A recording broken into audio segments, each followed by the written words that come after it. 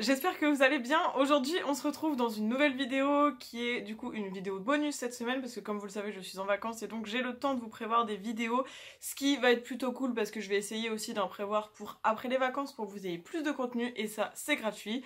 Et donc aujourd'hui nous nous retrouvons pour une vidéo produit terminé, comme vous l'avez constaté dans le titre et dans la miniature. Il y a quelques produits, il n'y en a pas non plus 400 000 mais ce sont des choses encombrantes et il y a quand même pas mal de produits et comme vous le savez les vidéos produits terminés, personnellement je n'aime pas les regarder quand elles sont trop longues, donc je ne vous fais pas subir non plus ce que je n'aime pas et c'est pourquoi je vous retrouve aujourd'hui. Donc voilà, j'espère que pour celles et ceux qui adorent les vidéos produits terminés qui sont super longues, vous ne serez pas déçus. Il y a quand même des choses à dire, donc c'est parti. Alors, premier produit que j'ai à vous présenter, c'est une eau micellaire Bioderma, donc c'est la Sébium H2O comme ça. Et elle est donc nettoyante et purifiante pour les peaux mixtes à grasse, sans rinçage, sans parabènes et hypoallergénique, comme ça. Alors, elle est sans rinçage, certes, mais moi je la rince toujours, hein, donc voilà, je sais qu'il y a pas mal de personnes, je sais qu'il y a Laura de la chaîne Alora Bora qui fait aussi ça, souvent elle rince les eaux micellaires qui sont sans rinçage. Et j'ai évidemment adoré cette eau micellaire, ce n'est pas la première fois que je l'achète. Pour l'instant, je ne vais pas la racheter parce que je voudrais en tester d'autres, mais celle-ci je sais que c'est une valeur sûre, donc je la rachèterai pourquoi pas dans le futur, mais pas là dans l'immédiat. En tout cas, je vous la recommande pour celles et ceux qui ont des peaux mixtes à grasse, elle vous conviendra totalement. Moi je l'aime énormément. Là c'était un gros format, hein, c'était un 500 ml. Donc voilà, c'est une excellente eau micellaire qui coûte un petit peu cher, mais qui fait son job vraiment de manière... Ensuite, un gel douche de chez Yves Rocher. Donc c'est le baie de minuit Midnight Berries, bain douche Yves Rocher. Du coup, donc c'était de la collection de Noël de l'année dernière, donc c'est le 200 ml. J'ai aussi l'autre de la collection de l'année dernière qui était à l'orange je crois, que je n'ai pas encore utilisé et donc du coup j'avais celle-ci que j'ai commencé cet été quand je suis partie en vacances en Normandie avec ma maman et je l'ai enfin terminée. Du coup c'était quand même un format de 200 ml qui m'a tenu pas mal de temps. Après dans ma douche j'ai quand même plusieurs gels douche. J'ai bien aimé celui-ci, l'odeur elle m'a un petit peu lassée sur la fin, je trouvais ça sentait bon au début puis sur la fin je trouvais que ça sentait un peu moins bon. Donc bon voilà, je rachèterai pas puisque de toute façon les éditions de Noël de chez Yves Rocher se renouvellent tous les ans. Mais voilà, sachez que les gels douche de chez Yves Rocher, moi je les aime bien, donc en soi j'ai rien à signaler de négatif concernant ce petit gel douche. J'ai un gommage visage à vous montrer, donc c'est un énorme gommage visage qui a pris également le calcaire, comme d'habitude vous le savez si vous me connaissez. Donc c'était un gommage visage au tea tree pour tous les types de peau que j'avais eu dans un swap avec Pink Unicorn, mais je crois qu'elle ne fait plus de vidéos ces derniers temps, donc on est encore en contact sur les réseaux, mais c'est vrai que sur YouTube je crois qu'elle n'est plus active, en tout cas ça fait un petit moment que je n'ai pas vu de vidéo de sa part. Et donc j'avais eu ça dans notre swap qui remonte déjà il y a plusieurs mois. Et il m'a tenu énormément de temps parce que c'était 250 ml et que les gommages visage on n'en fait pas tous les jours. Donc voilà. En tout cas je l'ai vraiment bien aimé, il était très sympa, l'odeur n'était pas désagréable. Après je ne le rachèterai pas si je retombe dessus parce que j'ai trouvé que les grains étaient gros mais pas assez présents. Donc c'était des gros grains qui étaient trop diffus en fait. Donc je trouvais qu'il n'y avait pas assez de grains en fait. Et voilà, il était quand même assez efficace puisque le tea tree comme vous le savez c'est très efficace pour les peaux à problème. Et bah voilà, moi j'ai rien eu au niveau de mauvaises réactions etc, tout était très bien, mais comme je vous ai dit je ne le rachèterai pas parce que j'ai déjà vu mieux en gommage visage, notamment celui de Shogun dont je vous ai présenté lorsqu'on a fait une vidéo test des produits Shogun et celui-ci est vraiment génial, c'était ma grande révolution. J'ai terminé ce produit, donc c'est un shampoing de chez Yves Rocher, donc c'est le shampoing antipelliculaire à la grenade assainissante qui est donc un shampoing traitant au fructane d'agave, donc qui favorise la microcirculation du cuir chevelu.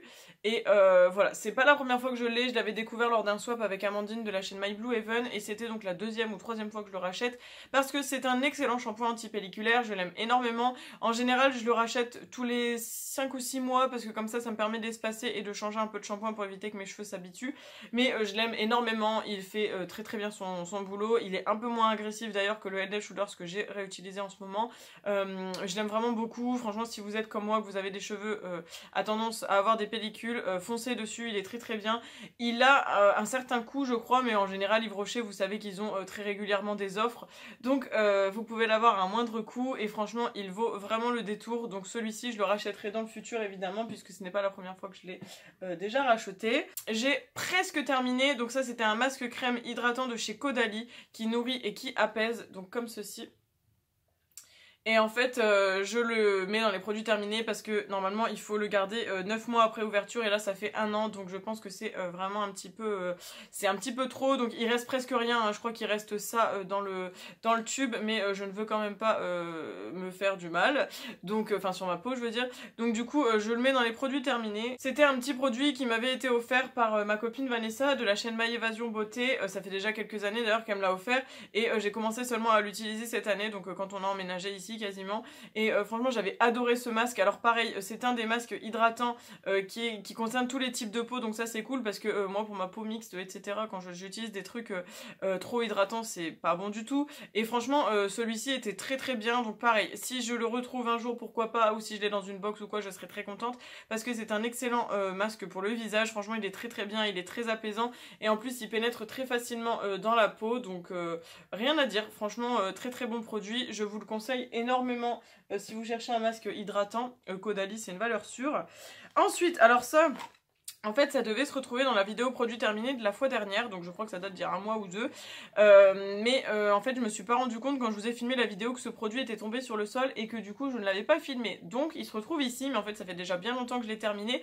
Donc c'est un petit poulpe noir que j'avais eu de la marque Tony Moly, donc c'est un gel nettoyant pour le visage. Il m'a tenu une éternité, je crois qu'il m'a tenu un peu plus d'1 an, et il est normalement plutôt pour les peaux à problème si je peux dire, parce que c'est un purifiant qui est aussi qui est composé de complexe marin et de taurine. Donc voilà, je l'ai bien aimé. Quand vous le dévissiez comme ça, vous aviez un petite pompe, enfin pas une pompe, mais vous savez, il suffisait juste d'appuyer sur la tête du poulpe comme ça et ça sortait au niveau du bout, là je perds mes mots, et je l'aime vraiment beaucoup. Il a été très efficace sur ma peau. En général les produits Tony Moly je les aime énormément. Celui-ci je l'avais eu lors d'une journée solde je crois chez Sephora, alors je sais plus quand, et je l'ai vraiment beaucoup apprécié. Alors pour l'instant je le rachète pas parce que j'ai énormément de gel nettoyant à la maison et il faut que je liquide les stocks, mais une fois que j'aurai un peu vidé tout ça et que je verrai un petit peu au niveau de mes préférences, je le rachèterai, pourquoi pas, parce que franchement je l'ai plutôt bien aimé, et au niveau du rapport contenant-prix et durée sur le temps etc, franchement il est très efficace, et il suffit pas de mettre beaucoup de produits dans la peau pour que ça mousse, donc très cool, et en plus il est très simple à rincer, donc on adore. Ensuite je me permets de mettre dans les produits terminés ce petit highlighter de chez Benefit, donc c'est le High Beam, qui n'est pas terminé comme vous le voyez, mais le problème c'est que je l'ai depuis très longtemps, et normalement il faut le garder 6 mois après ouverture, et clairement ça fait plus de 6 mois que je l'ai, donc voilà, je l'avais gardé je crois presque 2 ans, et je pense qu'au bout d'un moment c'est pas bon de garder quelque chose de liquide comme ça, surtout que là il commence à avoir une odeur assez particulière. Je le gardais parce que l'odeur était quand même encore viable, mais ce qui est dommage c'est que j'avais beaucoup aimé cet highlighter, franchement il était très joli sur le visage, il se fondait bien etc. Le seul petit hic c'est que moi j'ai du mal avec les highlighters qui sont en liquide comme ça, je ne les utilise pas assez et du coup ils ont tendance à tourner en fait, donc c'est un peu dommage. Je ne le rachèterai pas, mais si jamais il existe en format poudre, pourquoi pas le racheter, parce que franchement j'avais vraiment bien adoré la teinte, et franchement ouais il était cool. Donc là c'était le Satiny Pink Complexion, je sais pas s'il en existe plusieurs, mais en tout cas il avait un très beau rendu, et voilà. Alors si vous aimez ce genre de produit, je vous le conseille. Si vous êtes comme moi et que vous préférez les produits poudre en général, bah ne le prenez pas parce qu'il va peut-être vous rester sur les mains. Ensuite j'ai terminé, alors là on est au bout du bout, c'était un crayon à sourcils de chez Action, je sais pas si vous allez bien le voir. Donc c'était, je sais même plus la référence parce qu'il est presque fini, enfin il est fini en fait, j'arrive même plus à le tailler. Il y a même plus de mine en fait, enfin voilà, c'est horrible. Alors je l'aime beaucoup, il est déjà encore dans mes backups parce qu'à l'époque quand j'avais acheté ce crayon à sourcils, il me correspondait plutôt bien. Le seul souci c'est qu'il est un petit peu plus foncé que mes sourcils, donc bon, comme je remplis juste la tête, ça ne se voit pas énormément, donc celui que j'ai en backup je vais le terminer, mais je ne vais pas le racheter juste pour une question de teinte, parce que maintenant avec le temps je me rends compte que j'ai d'autres produits à sourcils qui me correspondent mieux et qui sont plus adaptés à la teinte de mes sourcils. Mais si jamais cette teinte vous correspond, ou les autres teintes, parce que je crois qu'il y a une teinte plus claire qui est plus destinée au châtain clair ou aux blondes, il est vraiment plutôt pas mal au niveau rapport qualité-prix. Je crois qu'on est très bien parce que il me semble qu'il ne coûte même pas 1 euro. Il dure énormément de temps, et puis il fait bien son job, il est bien gras, et en plus vous avez quand même un petit goupillon de l'autre côté pour brosser un peu vos sourcils, donc il est assez efficace au niveau du prix. Si vous ne voulez pas mettre énormément dans un produit, et bien voilà. Ensuite j'ai également terminé Comme d'habitude, je passe très rapidement sur ce produit, c'est donc le démaquillant biphasé de chez Action, le Alvira Skincare, qui est très très bien pour le make-up waterproof, il est pour les yeux et les lèvres, et franchement il est testé dermatologiquement et ophtalmologiquement. Donc, très très bon produit, je vous le montre toutes les vidéos produits terminés parce que je l'adore, je le rachète sans cesse et je ne rachèterai plus aucun autre démaquillant biphasé, sauf si celui-ci venait à disparaître, mais en tout cas il est vraiment excellent, je l'aime beaucoup. Et enfin, dernier produit, ce qui est plutôt cool, comme ça la vidéo vous paraît pas trop longue, elle fera moins de 15 minutes. On arrive sur ma crème chouchou pour le visage, donc ça c'était la Clinique Moisture Surge 72 heures de soins auto-réhydratants. Donc c'est une crème de jour avec une texture gel un petit peu transparente et presque rose pâle qui est clairement terminée comme vous le voyez. Ici c'était un format 50 ml. Ouais c'est ça, c'était un format 50 ml. J'aime énormément cette crème, je sais qu'elle coûte un certain prix quand même, surtout en format 50 ml. Mais elle est vraiment très très bien, elle est très adaptée à ma peau. Je préfère en général les crèmes de jour qui sont en texture gel parce que je trouve que ça fond plus facilement dans la peau que les textures crème. Après ça c'est une question de goût. Je l'ai déjà racheté, je l'ai déjà en backup en fait en général quand je l'utilise et que je vois que j'arrive sur la fin, j'achète tout de suite un backup parce que je l'aime énormément. Maintenant, je ne sais pas si je vais continuer de la racheter parce que je me suis rendu compte sur la fin que ma peau, je crois qu'elle s'habitue vraiment beaucoup à cette crème maintenant, donc j'essaye d'alterner avec une autre en ce moment parce que j'y vois moins d'effets. En fait, je trouvais qu'elle était très efficace, très hydratante, etc. Et avec le temps, je trouve que les effets ne se voient moins en fait. Donc je pense que ma peau commence à s'habituer et qu'il serait peut-être temps que je me tourne vers une autre crème et peut-être même une crème anti-rides parce que comme vous le savez, en avril je vais avoir 25 ans et normalement je crois que c'est bien de commencer les crèmes anti-rides vers la vingtaine, donc là 25 je pense qu'on sera pas mal. Après j'ai une peau qui est naturellement déjà mixte à grasse, donc ce sont des peaux qui marquent moins en général puisqu'elles sont déjà très hydratées par le sébum, si on peut dire ça comme ça, enfin hydratées, nourries, enfin je pense que vous voyez un petit peu de ce que je veux dire. Donc ma peau a tendance à ne pas laisser de traces ou de marques, donc j'ai pas encore énormément de rides ou quoi que ce soit. J'ai des petites ridules évidemment en dessous des yeux, mais au niveau de cet endroit là j'ai pas grand chose, alors que j'ai des copines qui sont de mon âge et qui ont déjà quelques marques, donc je m'estime heureuse déjà de ne pas en avoir. Mais je pense qu'il faudrait que je me tourne vers une crème anti-rides spéciale pour les peaux entre 20 et 30 ans. Donc si jamais vous en connaissez, n'hésitez pas à m'en conseiller, et de préférence avec une texture gel parce que c'est ce que je préfère, mais bon après si vous en avez d'autres avec une texture crème je peux aussi me renseigner, donc évidemment je suis preneuse.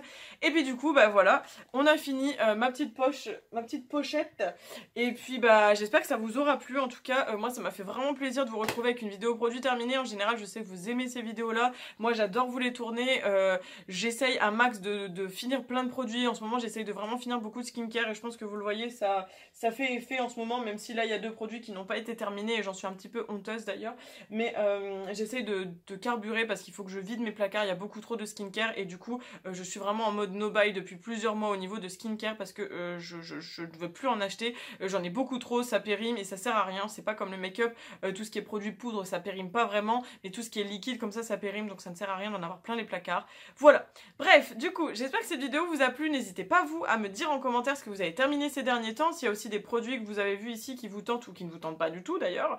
J'attends évidemment avec impatience vos avis, et puis n'hésitez pas à lâcher des petits pouces sur ma vidéo, ça me ferait très très plaisir et ça m'aide à être référencé sur YouTube, donc ça c'est vraiment chouette.